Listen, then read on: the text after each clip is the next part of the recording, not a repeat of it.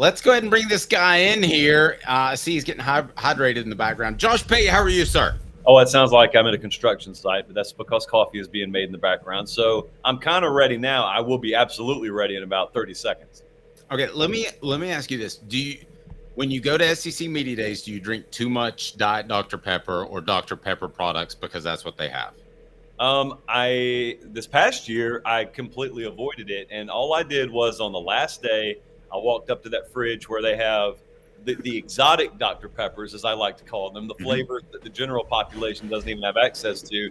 And I took, I think, one of each, popped the top on all of them, or twisted the top, whatever it was, and let myself have one sip of each, so I didn't overindulge. And then I threw the rest away very wastefully. So no, I just inhaled caffeine like it was oxygen, but I did not consume a whole lot of Dr. Pepper. And I love Dr. Pepper, but I mean, the sugar would have killed me. Yeah, I'm a Diet Dr. Pepper guy once a year, and that's SEC Media Days. Outside of that, I'm good. All right, so Josh, let's get into the college football playoff. And we were discussing your stance previously on the college football playoff. So when you came into this season, what were your thoughts on how the college football playoff could affect college football? The light makes it look like I have a low-hanging beard. This is kind of great. My thoughts were this was sort of a trial run of a season. So what I mean by that is first year we've ever done the 12-team thing. So 5 years down the road, everyone will have trained their mind to know how to think, i.e., Oregon, Ohio State last week. Maybe someone views the context of that game differently 5 years from now than they did last week, or Georgia, Texas this week, or especially a game like Alabama, Tennessee. But as for now, I don't think it feels all that much different than the way it would have felt in any given year. Now, fingers crossed, it always feels that way. What I thought was we had an opportunity, if you're really pro-expansion and you've been arguing that you can expand the playoff and not remove value from regular season games and actually put value on more regular season games, an argument I don't traffic in. But if you believe that, what you need to have happen this year is kind of what's on the way to happening, and that is us have no elite teams. Because what that would do is create utter chaos in the picture in November, which is why I think the Georgia-Texas game is so important this weekend. Every other team has looked vulnerable. Every other team has looked mortal. Texas is kind of the team that I still view as maybe having the opportunity to be up there above and beyond anyone else. And as long as you have at least one elite team, the perception is no matter who's funneling which way, it's all funneling to the same direction. But if you don't have an elite team, pure 2007 vibes. You don't know what's funneling to where, and it's all just, it's a hurricane, everything's blowing around, and we don't know where it'll settle. So if you get that kind of chaotic season, the pro-expansion crowd would very much be able to stand on a soapbox at the end of the year and say, see, we told you this is what it was going to be like. We told you this is what it would bring. It's not necessarily the fact that the playoff expanded that's bringing it, but if you wanted to make that semi-bad faith argument, you could, and no one could push back on it. So I'm still very much up in the air as to how I think November is going to feel this year. It would always be exciting. It was never not going to be exciting. There just is different context injected, especially into some of these games featuring elite teams in November, because the giant safety net's built under it. And my whole contention at its very core has always been, I don't buy the argument that it's okay for certain games to lose meaning because many more games get meaning. You're defining meaning as college football playoff implications. Well, my thought has been and will continue to be the games you're removing meaning from are the games that actually feature teams capable of winning the whole thing. And we're placing emphasis on games that feature teams that can make the playoff, but probably don't have a chance of winning the whole thing. And that proposition never made much sense to me. But on the whole, who knows? Maybe I'm dead wrong. Josh, yeah, it's funny because you will be, and this is why we have you this week, is you will be obviously at a game that has always had meaning historically, Tennessee, Alabama. I want to say up front that I've listened to you for a while. I've always been with you. I can go back. I wrote an English paper in 2006 in college arguing against the college, the idea of a playoff in college football. So I've always opposed it. Josh, I thought he was going to say listen to you back in like. I didn't know what we were talking about. Yeah, moment. I was like, can you make us feel any older, Caleb? Go ahead. Okay, but Josh, now maybe I'm overreacting, but halfway through the season, do you think it's possible that you and I both maybe misjudged the dangers of expansion for one big reason, and that chaos could be a permanent fixture because the transfer portal is putting more parity into college football? Short term, yeah, but if we didn't expand the playoff, would that not still have happened? Like, a lot of things have happened to the sport that would be the case if we had reverted to the BCS model this year. We would still have the portal, we would still have NIL, you would still have shaved the second level of depth off a lot of these rosters, which is what's happened, by the way. I mean, Kirby, I think, put it very well. It's not that you're losing your starters, it's that someone's willing to pay your backup left tackle $250,000, and you know he's not worth that to you, and therefore you let it walk, and then all of a sudden you go from a 1 to a 3 when a guy has a minor knee issue. That's the parity and competitive balance. And by the way, I don't even know that that's necessarily a good thing. It's just a thing, and it adds some randomization in the whole equation. But we would be that way if you had those entities in play, even if we didn't have a playoff period. So my answer in a long-winded way is I don't think correlation and causation necessarily overlap here right now. What I do think is 5 years from now, I keep using that as the barometer when we get pretty safely removed from the period of time we're talking about right now. I don't think that's going to continue. By that, I mean, I don't think these big brands are going to continue to allow the sport to evolve in a way that victimizes them and inserts that randomization, because they look around and they say, we're bigger, we're more tenured, we make this sport more money, we make our conferences more money. There is no way that we're going to voluntarily let go of the amount of rope that we hold to allow this sport to just kind of be thrown in a blender and become NFL light every week. This is not the NFL. Everything is not built for equality. Some of us are supposed to have a leg up. Now, you either like that or you don't as an innocent bystander, but that's the way it's been. And I think in short order, we may get to a place where it makes us look back and say, remember that brief period of time where it looked like everything was headed towards being parity driven and it looked like this and that? Boy, man, imagine if we had stayed on that trajectory. I say that because I don't think we're going to stay on this trajectory. It reminds me of when I used to be assigned to cover NASCAR, and I said if they stay on that trajectory, they can do great things. They made massive changes to the sport, so that's some pretty good insight there. I want to ask you this question that I did put on our poll question. If blank loses, their season is over. Tennessee, Alabama, neither. I mean, I'd say neither. There's a world where either one of them make the playoff. I was doing, I think, Atlanta radio yesterday, and this was posed to me, but it was posed as an absolute. It was posed as an elimination game, and I didn't play along. I guess I was supposed to play along, but I said, elimination for what? Maybe if you're talking about the SEC championship game, maybe, but it's not an elimination game in terms of the playoff. I also, in the spirit of what we were just talking about, we're not 5 years down the road. We're in the here and now, and in the here and now, I guess people assume that teams are just done losing. I guess they assume that the chaos that we've already seen in the first half of the season emptied the tank of chaos, and now it's just going to be chalk holds all the way throughout. And that is, of course, not the way this sport has ever worked, and it won't work that way this year. So I know right now it's very hard to imagine 3 lost teams making the playoff, but it shouldn't be, because 1 or 2 of them will make the playoff, most likely from the SEC, most likely having played a schedule like a Tennessee or an Alabama. And so, I mean, you'd want to have that first round bye and win the league title. Yeah. But, the 10 seed still makes it in the playoff too. That's why it's called a 10 seed. It's seeded in the playoff. I don't think it's an elimination game for either one of them. Now, that goes back to the theme of what we were talking about earlier. How much significance is on the game when there's a safety net built under it? Well, for me and for both of you and for most people watching, I think this game has significance because it doesn't matter about the playoff. It's the 3rd Saturday in October. It's a huge rivalry game. It's mattered to our dads and our granddads. And so that was long before we ever knew what the letters CFP even mean. But I think for someone who's watching in Fargo or Sacramento, they could come to look at this kind of game and say, yeah, but the loser's not out of it no matter what, which is just a lame way to look at college football, and I hope we never get there. So Josh, looking at this game, would you say it's more, because the reason I say it's an almost elimination game is because Alabama's still got to go to LSU down the road, and Tennessee's Right. got to go to Georgia. So we assume they're not done losing.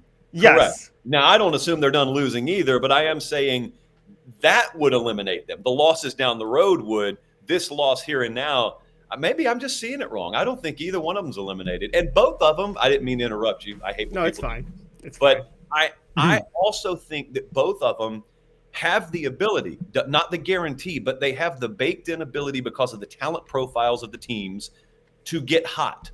Neither one of them are particularly hot right now. But do we get amnesia? Not us. I just mean in general. We get amnesia every spring and summer and forget how this sport works. And then we get to the fall and teams get written off. And then come November, someone gets hot.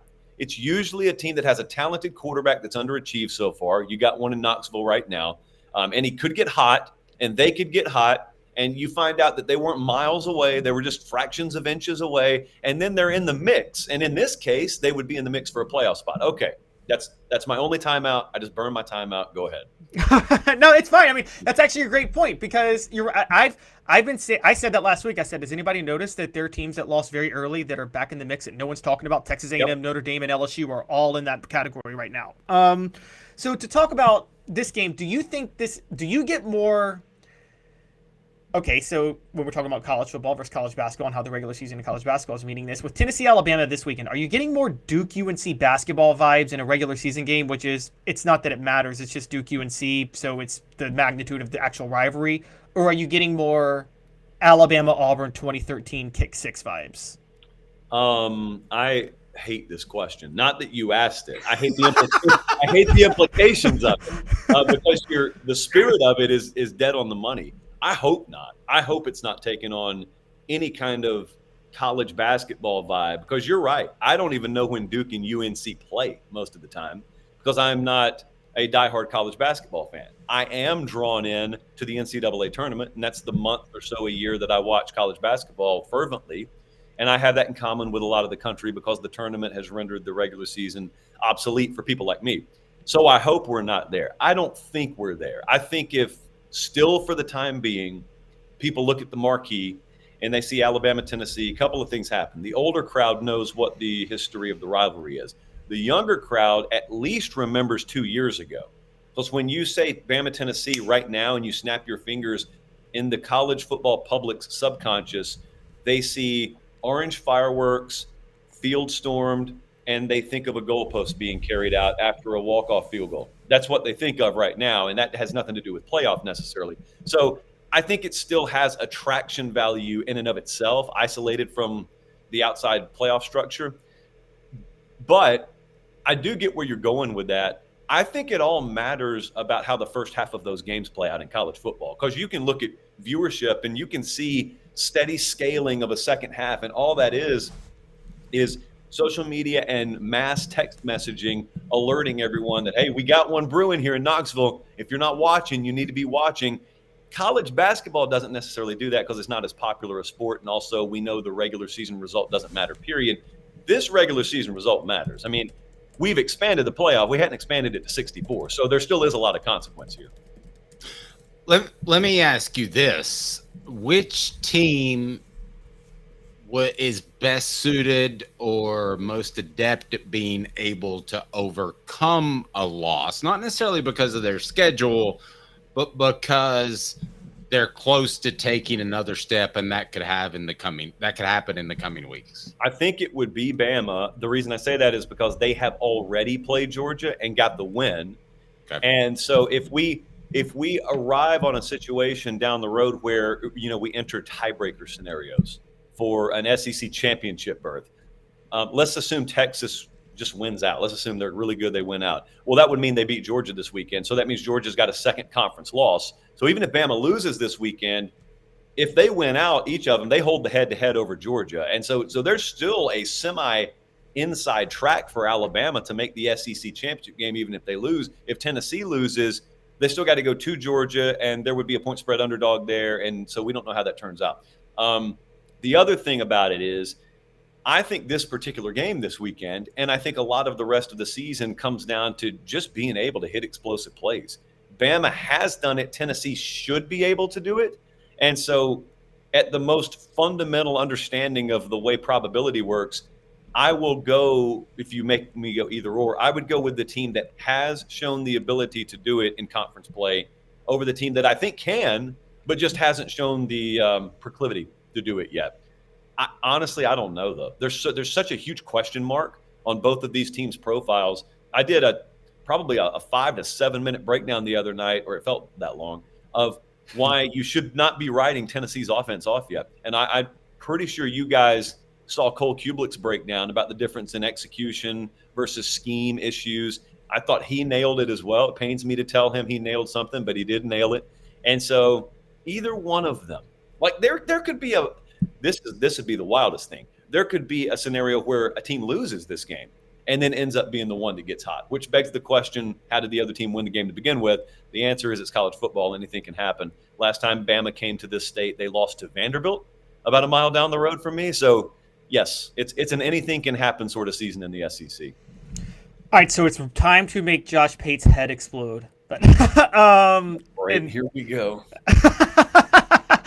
So, Josh, one area where I did disagree with you on the front of the college football playoff, even though I agree with you about expansion, is I actually supported the auto bids, and I'm on the favor of it now. And let me just give your give me your thoughts on this, because with Tennessee, Alabama this weekend, it's not so much that the auto bids are they're going to put in a group of 5 team that's going to get killed in the first round. I agree with you on that. It's a useless waste of a game. However, can we agree that it puts more magnitude on the Tennessee-Alabama game, because that's one less playoff spot now that they have to fight for? Is it a way to split the baby of an expanded playoff while keeping the regular season intact? Well, if we remember how the parable of splitting the baby ended up going, they ended up not having to saw the baby in half because cooler heads prevailed. And so unlike that situation, it's not Old Testament vibes here in college football right now. How should I go about this? All right. Let me break it down point by point. So the first thing you said is you don't necessarily love that they're going to allow an auto spot for a G5 team because it'll be a waste of a game. They'll get blown out in the first round. I'll take it a step further. I don't care if they win the game. I don't care if the G5 team ends up winning the game. It was a waste of a spot to me, only because I don't believe any spot in the playoff should be automatically bequeathed to any conference. That includes the SEC. If you're good enough, grab the spots. If you're not good enough, you don't get it. That's how I think it should work. Now, the other part you just talked about of, don't you think that an auto bid spot being on the line adds emphasis to these kinds of games? I never thought the games needed emphasis.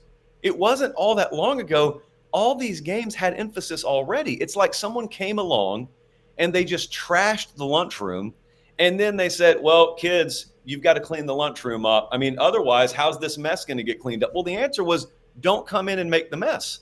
Things were fine in here. We were fine. We were eating in a very clean environment. And then someone came in, created the mess, and then sold themselves as having the solution. The playoff is the solution. To what problem? And then the third thing, since we are in the here and now and we can't hit a rewind button, I would suggest this.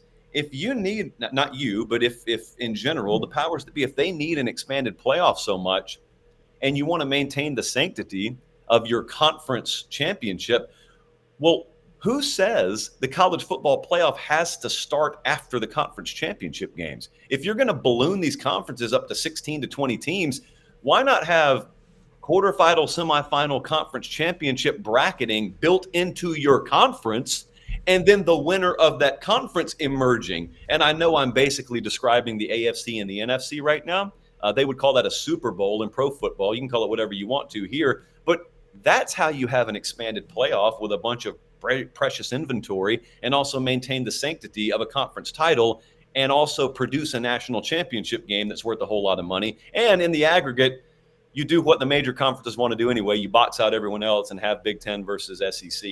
It's not the way I'd love for it to go, but I'd prefer for it to go that way instead of this foolish, let's make sure everyone has a guaranteed seat at the table, no matter what strength of schedule is, no matter what anything else says, because that's, I don't know. I just realized I put chewed gum on the table here. That's never made sense to me.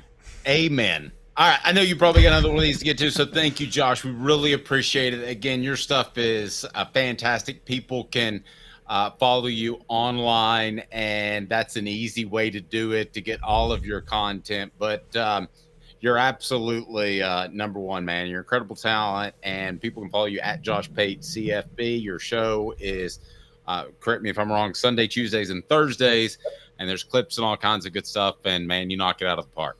I appreciate it. Have a blessed day.